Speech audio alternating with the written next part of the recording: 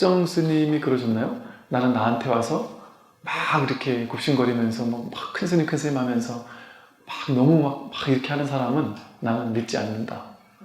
오히려 그런 종교도 그랬대잖아요. 처음에 사람들이 혹한 게 나한테 과도하게 잘해주니까. 나 같은 사람한테 이렇게 따뜻하게 잘해줄 수가 있나? 그러니까 이렇게 혹한다래잖아요.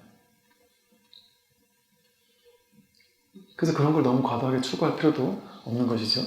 그래서 삶의 경험에서 뭐랄까 내가 선택할 수 있는 부분은 좀 어느 정도 좀 책임감을 가지고 삶의 경험을 선택할 필요도 있습니다. 그건 현실의 이 법칙에서는, 인과응보의 법칙에서는 이 업식이라는 게 그렇게 작동을 하기 때문에, 그러니까 이 업은 내가 안 좋은 업이다 싶으면 한번 몇 번만이라도 바꿔보면 그 다음부터는 그걸 바꾸기가 훨씬 수월해지죠.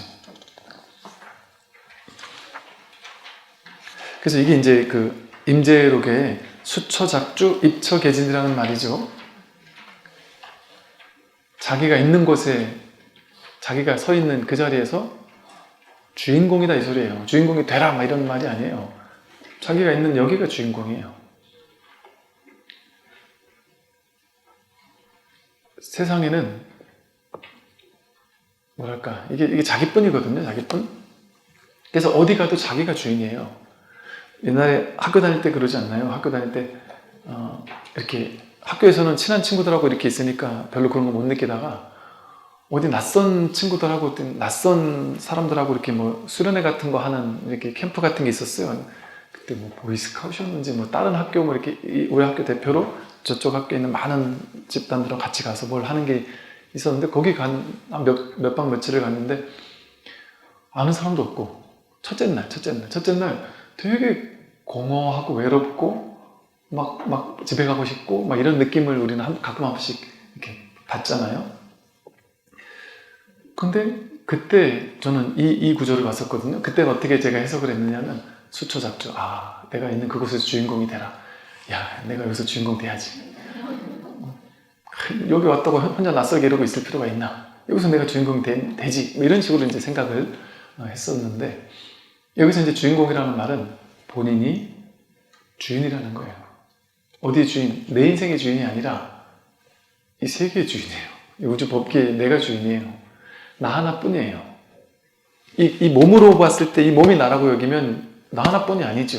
나와 남이 다 나뉘어져 있고 나는 요게 나니까 난 남들보다 못한 게 너무 많잖아요. 부족한 것도 많고. 이 몸에서 노연하게 되면 이 몸과 마음이라는 오온을 나라고 여기는 허망한 망상에서 노연하게 되면 내가 주인공인 거예요. 그런데 나만 주인공이 아니라 모든 너희들도 모든 타자들도 전부 다 주인공이에요. 그 주인공과 이 주인공이 둘이 아닌 주인공이란 말이에요. 온 우주법계 전체가 이 하나이란 말이 둘이 아니란 말이죠. 완전한 주인공들의 어떤 주인공들이 모두 다 저마다 하나의 주인공 하나가, 그래서 이런 말을 쓰는 거예요. 하나의 법이, 하나의 신이 분화해서 심심하니까 분화해서 다양한 삶의 경험을 하면서 삶의 재미를, 꿈이라는 재미있는 꿈을 꾸고 있다. 이 꿈을 꾸고 있는 거예요. 근데 이 꿈은 실체가 아니라서 상관이 없어요. 어떤 꿈이 일어나든. 왜냐하면 어젯밤 꿈속에 여러분이 만들었잖아요. 그 꿈. 여러분의 의식이 만들었잖아요. 근데 그 꿈이라는 세계는 지금 생각해보니까 여러분이 창조주 아니었어요? 어젯밤에는 그 꿈 속에서 내가 꿈 안에 들어있는 어떤 등장인물 하나가 저 사람 때문에 너무 괴로웠고 욕먹어서 괴로웠고 무서운 꿈 꿔가지고 막 두려웠고 성공해가지고 막 신났었는데 그래서 그때는 막 어떻게든 여기서 잘 살아보려고 남들한테 칭찬받아 보려고 성공하려고 막 기를 쓰고 살았는데 간단하게 꿈에서 깨고 나서 지금 돌이켜보니까 그 꿈 전체를 만든 창조주가 나였잖아요. 100%. 그죠? 100% 내가 만들었잖아요. 그 꿈. 내가 자기가 만든 거잖아요. 그리고 그 등장인물 하나만 나였던 게 아니라 나에게 욕한 놈도 나였잖아요. 나를 공격한 사람도 나였잖아요. 하늘도 빌딩도 달도 구름도 전부 다 나 아니었나요? 그 꿈의 세계 전체가 나였잖아요. 근데 그걸 깨닫는데 꿈속에서 깨달을 수 있겠어요? 절대 못 깨달아요. 근데 너무 간단하게 꿈에서 깨자마자 바로 알잖아요. 너무 당연하잖아요. 지금 우리는 왜 못 깨닫느냐? 우리가 전부 다 하나라고 해도, 하나의 마음뿐이다 이렇게 해도 꿈에서 안 깼으니까, 분별의 꿈속에 아직 있으니까 절대 아니라고 한단 말이에요. 그런데 이 신기하지 않아요? 우리가 살고 있는 이 세계가 신기한 게, 꿈이라는 세계가 너무 놀랍지 않나요? 꿈이라는 세계가 이렇게 명백하게 가리켜 보이고 있잖아요. 그것도 매일 밤 가르쳐 주고 있잖아요. 꿈은 진짜 같았지. 근데 허망한 마음 하나 아니었느냐? 자기 마음이 세계를 어떻게 만들어 이렇게 여기겠지만, 어젯밤에 분명히 내가 증명했잖아요. 마음 하나가 세계를 만들었잖아요. 여러분 뭐 프랙탈이라고 하던가, 이렇게 모든 것은 작은 우리 세포 안에를 뚫고 들어가면 이 뭐 이렇게 원자핵 옆에 이렇게 양성자, 중성자가 막 이렇게 돌고 돌잖아요. 이게 꼭 이 미세하게 안으로 들어갔을 때 보이는 이 세포 모양이 저 우주와 똑같다잖아요. 태양계를 도는 것도 똑같다잖아요. 이게 다 반복된다는 건, 가장 작은 것 속에 담겨 있는 패턴이 가장 큰 것 속에 있는 패턴과 이렇게 계속 반복된다. 모든 게 이렇게 다 동일한 패턴들 반복된다 그러잖아요. 그것과 마찬가지로 법도 그렇단 말이에요. 조금 전에 제가 무슨 얘기 했었죠? 반복되는 프랙탈 얘기하기 직전에 꿈 반복된단 말이에요. 꿈의 세계는 내 머릿속에 있어 나온 그냥 작은 꿈의 세계일 뿐인데, 이렇게 우리는 생각하잖아요. 그 프랙탈 법칙을 생각해 보더라도 이 꿈의 세계가 진짜 이 삶을 힌트를 주고 있는 거라니까요. 보여주고 있는 거라니까. 매일 밤 여실하게 보여주고 있잖아요. 진리는 이런 거다라고. 그 동일한 일이 여기 지금 이렇게 벌어지고 있잖아요. 우리는 지금 꿈속에 있으면서 꿈에서 아직 깨지 않았으니까 죽었다 깨나도 쉽지 않겠지만, 그냥 이게 쉽지 않은 것도 아니고 이게 너무 당연하잖아요. 그러니까 마음 하나가 이 물질우주를 이걸 어떻게 만들었지 싶지만 했잖아요, 어젯밤에. 그죠? 이 마음 하나가 하는 거예요. 이 마음 하나가 이 보고 듣고 한단 말이에요. 견문각자 한단 말이에요. 보고 듣고 이 알아차리고 아는, 공적영지한. 근데 이건 모양도 없고 빛깔도 없고 크기도 없고 위치도 없고, 그러니까 이 허공성 이런 표현을 들은 거예요. 이제 이 법을 제가 이렇게 설명을 드리잖아요. 이렇게 허공과 같다거나, 이게 이제 이 허공과 같다는 표현은 사실은 임재 스님이 하신 말씀이거든요. 임재 스님은 허공과 같다? 아니다. 허공이다 이랬어요. 그냥 아예 대놓고 그냥 허공성 이 자체다. 이게 법이다 이랬단 말이에요. 마음은 허공이다. 너의 본질은 허공이다. 이런 식으로 표현을 하셨거든요. 근데 그런 조자 스님들이 그렇게 표현을 하시는 경우가 있고, 또 그렇게 이제 구체적으로 뭐 이렇게 설명하거나 이러지 않고 그냥 이거다 이렇게 한 스님들도 있단 말이에요. 아니면 뭐 한 대 때리고 소리 빡 지르고 심지어 막 넘어뜨리고 잡아때리고 선배하고 있는데 가서 발로 뭉개고, 그런 방식도 있단 말이에요. 그걸 원하면 이제 한 대 얻어 맞으러 가시면 돼요. 어디 뭐 그렇게 해주는 데 있으면. 그런데 선의 초기에 육조 스님도 그랬고, 황벽 스님도 그랬고, 임재 스님도 그랬고, 마조 스님도 그랬어요. 이 법을 이렇게 자세하게 설해 줬거든요. 그런데 이제 이 공부에 이제 확 완전히 들어와 있는 사람에게는 이제 그게 구체적으로 설할 필요가 없어요. 이제 완전히 여기 공부할 사람이니까. 그 사람에게는 이 격가지를 이제는 좀 안 해도 된단 말이에요. 그리고 그냥 바로 너 아직도 모르겠느냐 하고 이제 다그쳐도 된단 말이죠. 그러니까 이제 초기에 그렇게 가르치다가 어느 정도 이제 그걸 통해 공부가 된 제자들에게 나중에 이제 막 원문 스님이나 뭐 이런 스님들이 할과 방을 쓰면서 이렇게 했던 거예요. 그래서 이 자상하게 설해주는 거, 그러니까 이것도 필요한 이유가 뭐냐, 이게 좀 필수적으로 필요한 이유가 뭐냐면, 그래서 우리가 선과 교가 함께 선교 겸수를 해야 된다고 하는 게 그거거든요. 분별이라는 건 뭐예요? 분별심을 가지고, 중생심을 가지고 분별심을 하나하나 만들어간 거 아니에요. 분별 없이 그렇게 만들어졌잖아요. 한 번 하고 두 번 하고 세 번 하니까 반복돼 가지고 그게 습관적으로 분별하는 게 굳어진 거 아니에요. 그러면 내 중생심을 가지고 중생의 분별을 만들었잖아요. 그러면 올바른 직견, 불직견이라 그래요. 올바른 직견. 이거 그러니까 임재스님은 진정견해라 그랬거든요. 진정견해. 참되고 올바른 견해를 갖추어야 한다. 그 불직견을 갖춰야 한다는 말이에요. 그 정견을 갖춰야 한다는 말이죠.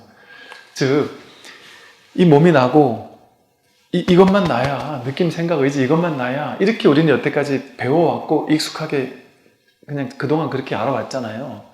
그렇게 알아오던 것이 근데 분별 가지고 그렇게 공부해왔던 거잖아요. 근데 그걸 깨뜨리려면 어떻게 하겠어요? 일단 지견이 열려야 된단 말이에요. 아, 이게 아닐 수도 있구나. 나 아직 깨닫지 못했지만 이게 아닐 수도 있구나. 바른 견해라는 건 내가 생각하는 게 뭔가 오릴 수도 있구나. 여기에 마음을 열어보는 거거든요. 근데 그냥 여기에 대해서 아무런 어떤 바른 견해가 없이, 진정 견해가 없이 그냥 무조건 이게 법이야 이래버리면은 어떻게 들어갈 거냔 말이에요. 거기서 어떻게 발심을 할 거예요. 그래서 경전에서 보면 항상 바른 견해, 진정 견해를 갖추고 또 정견을 갖추고. 그러니까 부처님 평생 뭐 하셨어요? 평생 말하신 분이거든요. 평생 걸으면서 사람을 만나서 계속 말하신 분이거든요. 법에 대해서 말했단 말이에요. 그래가지고 깨닫게 했단 말이죠. 그래서 이런 바른 바른 지견, 불지견 이런 것들을 갖추면서 공부를 해나가는 게 중요한 이유예요. 물론 이제 이제 내가 어느 정도 이게 내 공부에 대한 발심과 이런 게 갖춰지고 이랬다면 이제 나중에는 뭐 그런 것들이 내가 이제 다 바른 견해가 섰으니까 그런 게 뭐 굳이 없어도 알아서 공부해 나갈 수 있겠지만, 그래서 수처작주이니 입처개진해라. 수처작지이고 입처개진이다 이 소리예요. 서 있는 그 자리가 참된 진실의 자리다. 한 번도 진실의 자리를 벗어날 수 없다. 그가 사는 그곳이 항상 참됨이다 말이에요. 항상 참됨이다. 어디도 휘둘릴 필요가 없다. 자기가 부처고 자기가 진실이다. 선을 생각하면 선업이요, 악을 생각하면 악업이니 한 생각에 천상이 생기고 지옥이 있게 된다. 한 생각도 일으키지 않으면 선업이나 악업도 모두 없어져서 천상과 지옥이라는 분별도 자연히 없어진다. 천상이나 지옥의 본체는 있는 것도 아니고 없는 것도 아니다. 집착하는 범부에게는 천상과 지옥이 있고 집착하지 않는 성인에게는 그 모두가 없다. 한 생각에 천상과 지옥이 있다고 다들 이러잖아요. 깨달은 사람들은 한 생각에 자기 생각 속에 지옥이 있고 천상이 있는 거잖아요. 천상, 지옥이 진짜 어디 있을까요? 그게 어디 있겠어요? 자기에게 있죠. 자기에게. 그러니까 난 지금 자살하고 싶어요 하는 사람, 그 사람은 매일같이 지옥 속에 있지 않나요? 매일 지옥 속에 있는 사람이잖아요. 그리고 자기 생각을 믿는 사람은 매일같이 지옥에 있어요. 자기 생각을 믿고 있는 사람은. 근데 그 생각에서 탁 놓여놔 버리면, 그러니까 이게 자기를 지옥으로 만드는 거는 간단해요. 생각 하나를, 어떤 생각이라도 그 생각 하나를 딱 줘버리면 그게 나를 지옥으로 금방 갖다 주거든요. 예를 들어 그냥 아무 문제가 없었는데 나는 그냥 별 생각이 없었어. 그냥 평온하게 행복하게 그냥 나는 문제없이 잘 살고 있었어요. 그 지방의 어떤 작은 도시에서 내가 멀쩡한 직장을 가지고 직장 생활하면서 열심히 돈 벌어서 아이도 좀 건강하게 잘 크고 있고, 그래도 열심히 벌어가지고 어렵게 작은 아파트라도 하나 장만해가지고 아주 행복하게 아무것도 부러울 것 없이 너무 행복하게 살고 있어요. 그러다 이제 명절이 돼서 서울에 있는 친구가 내려왔어요. 옛날에 나보다 못하다고 생각했던 친구가 내려와서 그 친구가 막 얘기를 하는 거예요. 야, 사람은 서울에 가야 돼. 내가 서울에 가니까 너 옛날에 그 아파트 얼마에 샀지? 나도 그 돈밖에 없었는데 그걸 가지고 서울에 샀더니 이렇게 비싸졌어. 내가 서울에 사니까 여기저기 이런저런 일이 벌어졌고, 너 지금 여기서 이렇게 만족스럽지만 이거 너 어리석은 생각이다. 이게 뭐 만족이냐. 돈 그거 벌어가지고 너 어디 뭐 살지도 못한다. 예를 들어 뭐 이런 얘기를 하는데 그것도 아주 기분 나쁘게 막 무시하면서 얘기를 하기 시작했다. 그 옛날에 내 가방 들던 애인데 만약에 그랬다. 그래서 이제 그날 갑자기 충격을 받았다. 예를 들어. 그렇지 않아도 저는 내가 꼴보기 싫었던 친구인데 저렇게 잘 되니까 막 너무 화가 나는데 나를 완전히 무시하면서 자기가 막 잘된 얘기를 하면서 나를 막 무시했다. 근데 그러고도 그냥 막 그런갑다 하고 지나가는 사람이 분명히 있죠. 그죠? 아, 그래. 너랑 나랑 가는 길이 다르네. 열심히 잘 해라. 하고 많은 사람도 있는데 걔 중엔 이런 사람이 있겠죠. 어느 날 그 사람을 만나고 오고 나서 갑자기 괴로워 죽겠는 거죠. 막 화도 나 죽겠고 저놈을 어떻게든 이겨야 되겠다는 생각도 들고 저놈이 나를 무시했다. 이걸 어떻게 돌려줄 수 있지? 이렇게 막 분노할 수도 있단 말이에요. 분노에 막 무시했다고 생각하면서.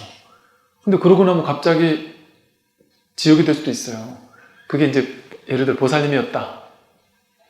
그럼 이제 집에 와서 남편이 평소처럼 집에 와서 씻고 밥 줘 하는데 평소 같으면 고생했지 하면서 맛있는 밥 이렇게 차려줄 텐데 오늘따라 저놈이 돈도 못 벌어오고 말이지. 응?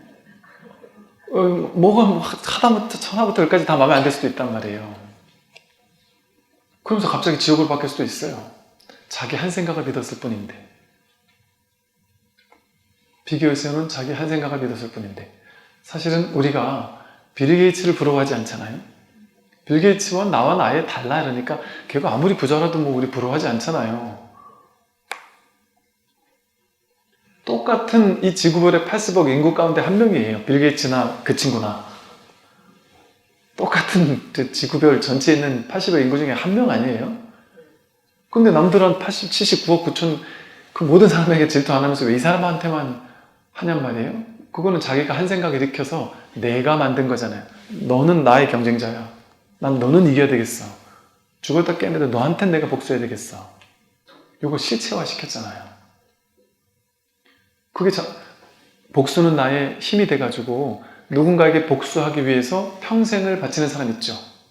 글로리. 이제 물론 그 가해한 놈들은 나쁜 놈들이 아니란 소리가 아니에요. 그런데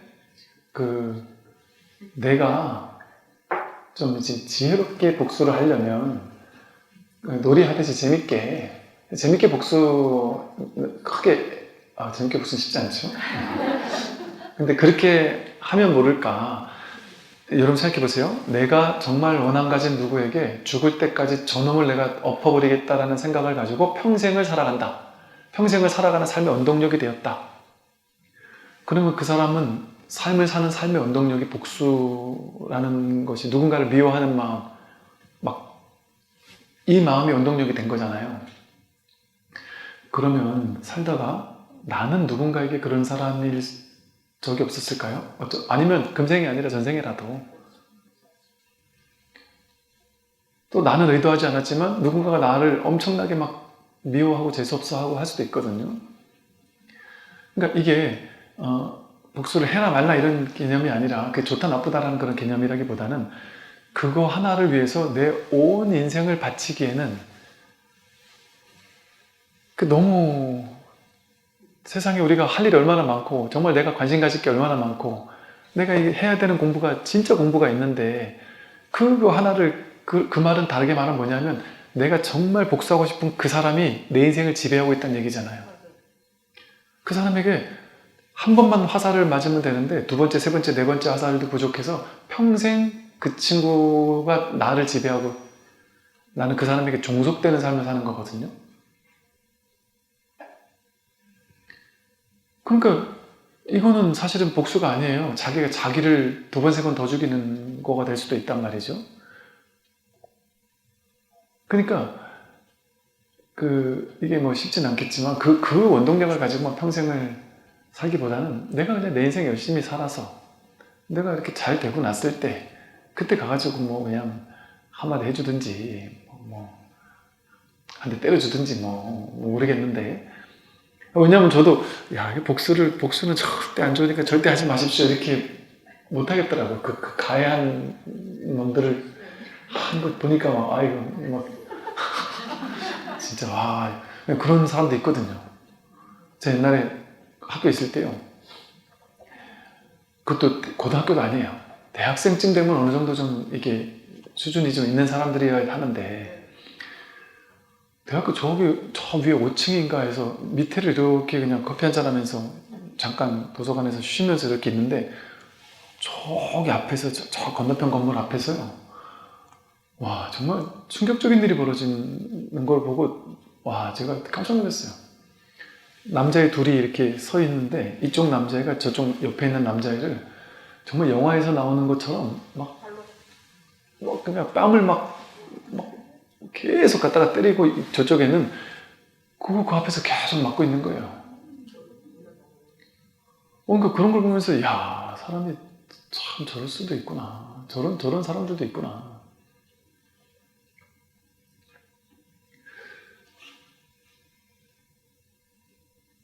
그래서 뭐랄까, 이렇게 이것이 정답이다, 저것이 정답이다 이럴 수는 없겠죠, 그죠?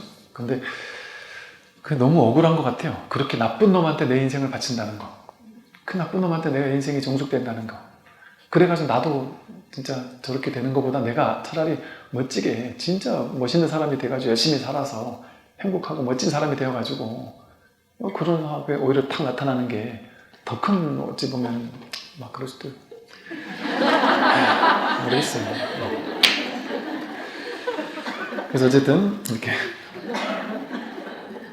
이게 다 천상과 지옥 이거 따로 있지 않아요. 뭐 이걸 이렇게 정하라는 소리는 아니지만 자기 한 생각이 천상이고 한 생각이 지옥이에요. 그러니까 죽고 나서 지옥 가면 어쩌지 이런 거 괜히 쓸데없이 들어갈 필요 없어요. 지금 자기 지옥을 없애야지. 지금 자기 분별의 지옥을 없애는 그 공부하는 거거든요. 그러니까 죽고 나서 지옥 가지 않았으면 좋겠어요. 그거 하는 게 아니고, 이 공부는 지옥 가지 않게 해주세요 뭐 이렇게 하는 게 아니라 지금 자기가 만든 자기 지옥, 여기서 지금 노연하는 거예요. 지금 이게 다 한 생각의 일이기 때문에. 다른 수줍음을 타는 듯 자주 구름 속에 숨는다. 수행하는 사람도 달처럼 수줍어하며 마음을 낮추고 겸손하라. 남이 이익을 얻거나 공덕을 지을 때 그것을 시기하지 말고 자기 자신의 일처럼 칭찬하고 기뻐하라. 자기를 높여 뽐내지 말고 남을 깔보고 업신여기지 말라. 그 수행자가 겸손을 하고 하심을 하라고 하는 이유는 나라는 상을 만들어 놓으면 나라는 상이 이렇게 강해지잖아요. 본래 나랄 게 없기 때문에, 나라고 내세울 만한 뭔가가 없기 때문에 자기를 내세울 게 없는 거예요. 그래서 자기를 나라는 아상, 상을 깨라는 거예요. 상을 깨라는 거. 근데 우리는 조금만 이제 뭐 좀 잘하고, 심지어는 공부를 잘하고 수행을 잘한다 이러면 이걸 자랑하고 싶어하고, 뭔가 자꾸 내세우고 싶어하고, 뭔가 말로 이렇게 표현하고 싶어하고, 남들이 나를 이렇게 좀 훌륭한 사람으로 봐주길 원하고, 이 아상과 에고가 얼마나 강렬하고 질긴지 깨달았잖아요. 깨닫고 나면 거의 100% 깨달은 아상이 생겨요. 깨달은 아상. 중생이었던 아상이 깨달은 아상으로 옮겨가요. 그래서 나는 깨달았다. 너희들과는 나는 차원이 다르다. 이런 상에 빠진단 말이에요. 자기 스스로. 그래서 나는 깨달았다라는 생각, 이것 때문에 막 입이 근질근질하고 막 남들이 나를 그렇게 알아봐줬으면 좋겠고, 그런 상에 사로잡히기가 쉽단 말이죠. 그래서 딱 이 자리를 확인하고 나자마자 스승들이 제자들에게 무슨 말을 하냐면, 그래서 무건이 나온 거예요. 무건. 스님들이 이렇게 무건 편말 달고 한동안 있는 이유가 딱 깨닫자마자 무건 달아주기가 제일 좋은 적절한 시기예요. 그때 이제 날뛰거든요. 이게 막 그냥 법을 확인한 거에 대한 어떤 흥분도 있고, 뭔가 막 말하고 싶고 또 정리하고 싶고 머릿속에서. 그렇게 무건은 말만 무건하라는 게 아니라 생각도 멈추라는 거거든요. 그래서 잠시 그 고요히 있는 시간을 가지라는 거예요. 그 속에 그냥 충분히 있을 수 있는 시간을. 섣부르게 막 말로 해가지고 이렇게 얘기하지 말라는 것이죠. 그래서 그때는 잠시 하심하고 나를 내려놓고 침묵 속에서 그냥 좀 있으라고 하는 거예요. 자기가 잘났다고 여기는 생각을 믿잖아요. 잘났다고 여기는 생각을 믿는 것 자체는 마음속에 어떤 마음이 있는 거냐면 나는 잘났고 높여도 되는 사람인데 상대방은 낮추고자 하는 둘로 나누는 차별심, 분별심이 가득한 사람인 거거든요. 그러니까 내가 잘났다 하는 사람, 나는 깨달았다 하는 사람은 아주 어리석은 사람이죠. 철저하게 둘로 나누고 있잖아요. 나는 잘났고 깨달은 사람이고 상대방은 못났다, 깨닫지 못한 사람이다. 이렇게 둘로 나누기 때문에 스스로의 어리석음을 드러내는 것밖에 되지 못하는 것이죠. 남이 이익을 얻거나 공덕을 지을 때 그것을 시기하지 말고 자기 자신의 일처럼 칭찬하고 기뻐하라는 게 우리는 잘 안 되지만 이거 진짜 안 되죠. 그리고 남들이 잘할 때 좀 찝찝하고 짜증스럽고 겉으로는 이제 어쩔 수 없이 축하한다고 이렇게 하는데 속으로는 결코 축하가 안 되더란 말이죠. 그래서 그러니까 참 그런 질투가 사람들이 다 긍정적으로 되게 많은 것 같아요. 그래서 근데 이제 그것이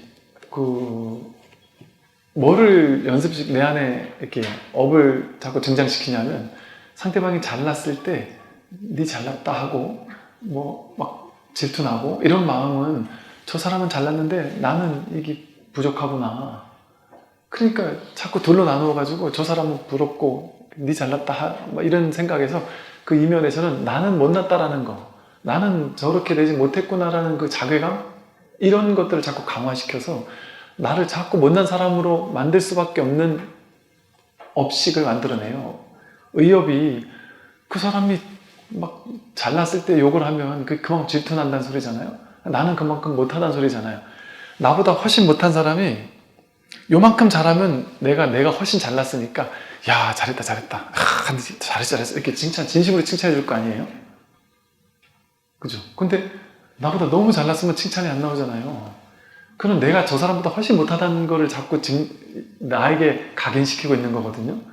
그럼 그게 의업이 돼가지고 나는 못난 사람이라는 게 업식으로 저장된단 말이에요. 쉽게 말해. 그럼 질투하는 마음 자체가 나는 질투하는 사람, 나는 능력 없는 사람, 나는 못난 사람. 그러면 인광보가 어떻게 드러나냐면 내가 그렇게 나는 못났다라는 걸 자꾸 의업으로 쌓으니까 어떤 과보를 받아요? 그걸 증명해주는 과보를 받아요. 그러려면 나는 계속 못나져야 돼요. 그러니까 계속 못나질 수밖에 없는 현실이 펼쳐지는 거예요. 근데 거꾸로 상대방이 너무 잘했을 때 이게 둘이 아니다라는 이게 진짜 이 자각이 있다면 이게 저절로 되는 거예요. 억지로 하라는 게 아니라 사실은. 억지로 하게 되겠습니까? 이게 잘 안 되지. 억지로 하려고 하면 사실은 억지로 하려고 하지만 더 둘로 나누는 거죠. 억지로 하려고 하는 것 자체가 연기를 막 하잖아요. 억지로 막 진심으로 기쁜 척 연기를 하고 나서 부처님 저 오늘 잘했죠. 제가 수위찬탄 했습니다. 그러니까 저에게 이제 좋은 거 주십시오. 이렇게 하면서 그거는 진심이 아니잖아요. 진심이 아니잖아요. 그런데 이게 왜 진심에서 이런 게 이게 우러나오는 거냐 하면 보살은 저절로 수위찬탄이 되는 거예요. 왜냐하면 이게 다 내 일이거든요. 이게 이 법이라는 한마음, 이 허공성의 한마음, 공적영지한 이 한마음, 마음 하나가, 그러니까 이게 좀 쉽게 설명을 하면 마음 하나가 똑같이 여러분 모두의 마음 속에 동등한 마음이 일단 일미진종함시방 일직일체 다지기 그러잖아요. 한 티끌 속에 이 광대무변한 이 부처님 마음이 고스란히 가득 담겨 있단 말이에요. 한 티끌 속에 우주 전체가 담겨 있다니까요. 그러니까 즉 내 마음이 곧 우주 전체와 다르지 않은 마음이라니까요. 그리고 상대방 마음도 동등한 그 우주법계의 마음, 그 마음 하나예요. 그 마음 하나를 모두가 살림살이로 쓰고 있단 말이에요. 그건 다르지 않은 마음이에요. 그러니까 상대방이 잘한다? 그럼 내가 잘하는 거예요. 진심으로. 정말 내가 잘하고 있는 거거든요. 그래서 상대방이 정말 잘하는 사람, 아름다운 사람, 거룩한 사람, 정말 멋있는 사람, 선행을 잘 베푸는 사람, 뛰어난 사람, 그런 사람을 보면 우리의 존재 본연의 아름다움을 확인하는 거죠. 그렇지. 존재는 본래 이렇게 아름다운 거지. 존재의 본성은 이렇게 멋있는 거지.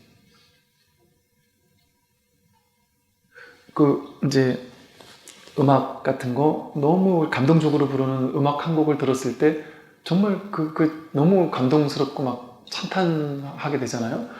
그럴 때 정말 그게 우리의 성품이 아름답게 드러났을 때 그런 아름다운 음악으로 드러날 수 있는 것이고, 또 무엇을 하든 아주 성격이 너무 좋다거나 외모가 너무 아름답다거나 뭐가 됐든 좋은 어떤 모습을 볼 때는 우리라는 존재 본연의 아름다움이 저렇게도 드러날 수 있구나, 저렇게 아름다운 것이었구나, 정말 훌륭한 사람을 보면 와, 정말 또 다른 나가 저런 연극을 펼치고 있구나. 나는 내 안에서 일어나는 이 생각, 막 분노하고 질투하고 욕심 많고 이 생각도 보고 살지만 저 사람을 보면서 나의 저런 측면이 또 저렇게 드러나고 있구나.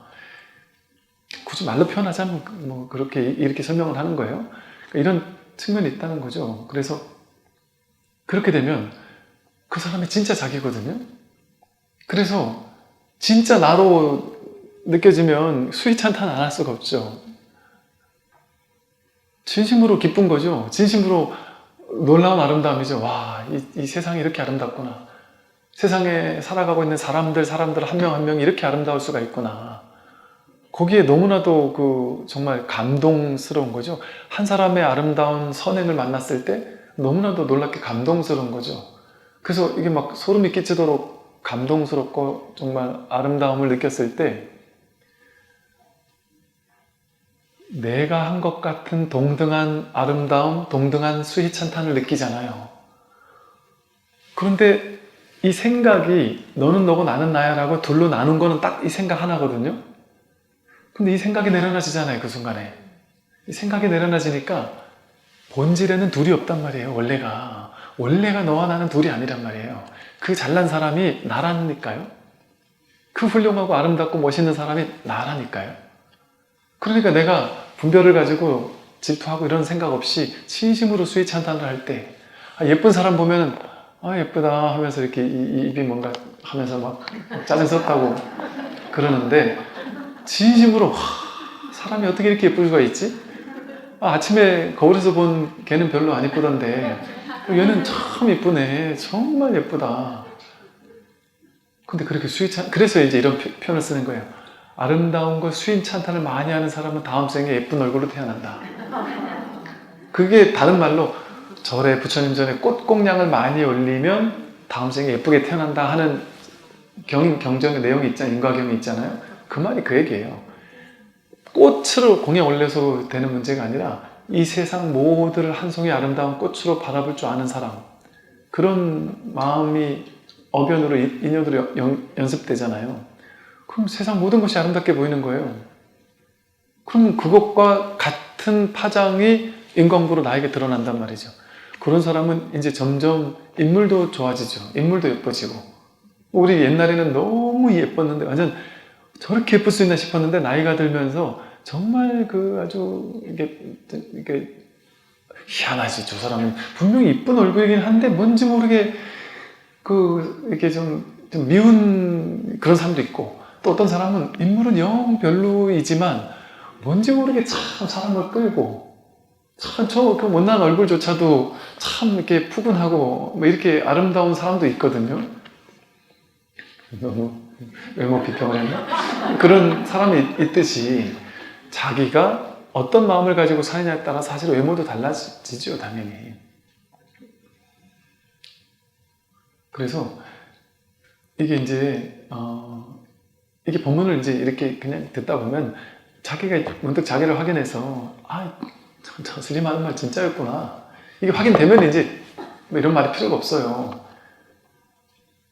그러더라도 이제 한동안은 자기 업습을 어쩔 수 없겠지만, 근데 이게 꾸준히 이렇게 들음으로써 부처님 말씀이 그거잖아요. 너가 깨닫지 못했더라도 시론 보시 많이 하십시오. 계론 착한 일을 많이 하세요. 말로 생각으로 행동으로 착한 일을 많이 해야 좋은 곳에 갑니다. 생천론 천상세계 갑니다.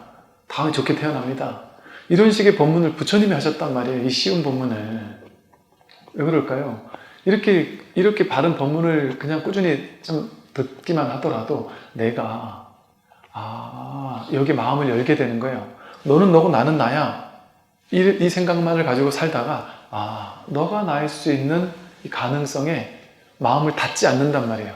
내가 아직 깨닫지 못해 그렇지? 깨닫고 난다면 저걸 깨닫는 것일 수 있겠구나. 그렇다면 일단 난 아직 깨닫지 못했으니까 모르지만 이 종교는 신심부터 시작하는 이유가 거기 있어요. 신해행증 이라는 이유가 거기 있어요. 일단 먼저 믿는단 말이에요. 믿고 실천해보는 거예요. 믿고 나서 계속 공부를 하고 법문을 듣다 보면 정말 그랬네 하고 이게 이해가 된단 말이에요. 근데 그 이해도 머리에서만 얄풋하게 하는 게 아니고 가슴으로 진짜 그렇구나 해서 저절로 정말 흔연하게 이렇게 실천이 된단 말이에요. 그러니까 신해, 행 이해하고 나면 행동이 된단 말이죠. 그렇게 계속해서 행동하고 하다 보면 이게 나중에 정말 완전한 증득이 된단 말이죠. 그래서 이 법에 대한 믿음, 이 진리에 대한 믿음, 아직 내가 확실히 증득하지 못했더라도 이 믿음에서부터 시작을 하면서 법문을 듣면서 어느 정도 이해하는 것도 필요하단 말이에요. 왜냐하면 어느 정도 이해를 하고 있다는 것은 내가 마음이 그만큼 열린다는 소리예요. 처음에 이런 얘기 들으면 안 들어와요. 이런 얘기 들어보지도 못했으니까 안 들어오죠. 첫째, 어떻게 몸이 내가 아니지? 말도 안 되는 소리 하고 있다. 어떻게 너가 나지? 이게 이해가 안 된단 말이에요. 수행 안 해도 돼. 예를 들어 이런 말을 들었다. 이게 이해가 되냔 말이에요. 이해 안 돼요. 처음에는. 그러다가 이제 법문을 꾸준히 듣고 공부를 하고 믿음을 가지고 꾸준히 공부를 하다 보면 그럼 이제 점차적으로 이해가 된다는 얘기는 뭐냐면 마음이 이 법에 열리고 있다는 소리거든요. 그 마음이 열리는 게 제일 중요해요. 왜 우리는 선택적으로 마음을 닫거든요. 근데 이걸 보다 많은 쪽으로 마음을 열고 있는 거잖아요. 마음만 열어버리면 끝나는 공부예요, 이거는. 왜? 본래는 마음을 열면 진리가 들어오겠지요가 아니라 본래 진리는 이미 와 있는데 내가 닫았으니까 문제이거든요. 그러니까 마음만 열어놔버리면 진리는 본래 있었어요, 본래.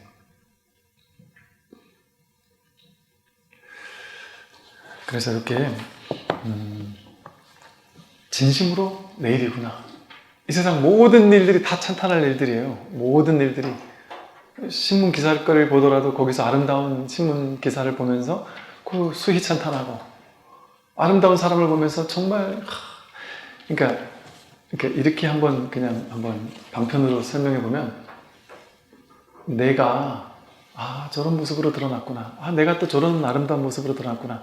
내가 또 저런 아름다운 모습으로 드러났구나 하면 얼마나 정말 놀라운 아름다움과 충만감이 있겠어요? 그리고 좀 미운 사람들, 좀 잔혹한 사람들, 이런 사람을 보면 그냥 어쩔 수 없어요. 그런데 측은한 마음을 느낀단 말이에요. 측은한 마음을 느끼고 저들도 어떻게든 조금이나마 좀 좋은 삶을 살았으면 좋겠다. 왜? 저들이 나니까. 저들이 조금이라도 좋아져야 되니까. 그러나 그렇다고 그 사람을 내가 가가지고 반드시 구제해야 되겠다 하고 여러분이 무조건 악의 소굴로 들어가서 반드시 저 사람을 내가 해야 되겠다는 그 오지랖이지 그건 사명감이 아닐 수 있거든요. 근데 굳이 그럴 필요까지는 없어요. 나와 인연된 사람을 완벽하게 구제하겠다는 거 욕심이에요. 완벽하게 구제하려고 생각하지 않고 뭐가 진리와 가까운 거예요. 부처님도 어디부터 시작했어요? 착하게 사는 것부터 시작하라고 했잖아요. 선을 실천하고 악을 짓지 않는 것부터 시작하라 그랬잖아요. 이 공부 시작을 그렇게 한단 말이죠. 그러니까 나와 가까운 사람이 나로 인해서 작은 선이라도 실천할 수 있도록 내가 할 수 있는 작은 어떤 것을 베풀 수 있단 말이에요. 상대방이 싫어하지 않는 선에서, 부담스러워하지 않는 선에서. 작은 거는 할 수 있거든요. 그냥 그 사람을 보면 싱긋 웃어주는 것도, 오늘 되게 행복해 보인다? 오늘 얼굴도 좋아 보인다? 좋은 말 한마디 이렇게 해주는 것조차 그 사람을 조금 밝아지게 만들어줄 수 있잖아요. 그러니까 이거 꼭 법을 전해야지만 법이 아닌 거예요. 부처님도 상대방에게 보시에어 이행 동사 베풀어주고, 말로, 생각으로, 말로, 뭐 행동으로 베풀어주고, 에어 사랑스러운 말을 해주는 거, 이게 보살의 실천이거든요. 그리고 그들에게 이로운 행을, 작게나마 이로운 행을 해준단 말이에요. 그리고 그가 힘들었을 때 그와 같이, 그곳에서 같이 힘들어해주면서, 같이 일을 하면서 그들을 구제해주고. 그래서 이렇게 정말 이것은, 이 수위찬탄이라는 것은 정말 이게 왜 불교 경전에 이런 말이 나왔는지가 옛날에는 몰랐어요. 옛날에 그냥 뭐 수위찬탄하면 좋은 갑지, 나쁜 게 아니지 이랬는데 좋은 갑지가 아닌 거예요. 이게 진짜였구나. 진짜 자기였구나. 그 수위찬탄 안 할 수가 없는 거예요. 안 할 수가. 그래서 자기를 높여서 뽐내지 말고 남을 깔보고 업신여기지 마라. 자기를 뽐내서 높이려고 하는 그 아상이 남들을 까도뭉개는 생각이잖아요. 남과 나를 자꾸 둘로 나누는 거예요. 나를 자꾸 높이려고 하면 내 마음속에 뭐가 연습되냐면 남들을 깔보는 게 연습돼요. 그럼 마음에 연습된 게 인과응보로, 과보로 나에게 와요. 남들을 자꾸 깔보니까 내 인생에 깔볼 수밖에 없는 현실이 찾아와요. 남들이 나를 깔볼 수밖에 없는 현실. 남들이 나를 깔보려면 나는 무너져야 되거든요. 좌절하고 절망하고 그래야 되거든요. 그래야 사람들이 나를 계속 깔볼 거니까. 그게 내가 남들을 깔본 과보로 그런 과보가 올 수밖에 없는 것이죠. 그래서 불교에서는 상대방을 부처님처럼 높여주고 수위찬탄하고 사랑하고 존중하고 찬탄하라는 얘기가 맞나죠. 칭찬하고 찬탄한다. 수위찬탄해준다. 그들의 장점들을 찬탄해 주었을 때 이 작은 것이 불법의 실천이라니까요. 거창한 것만 수행이 아니라. 여기까지 말씀드리겠습니다. 선물해 주십시오.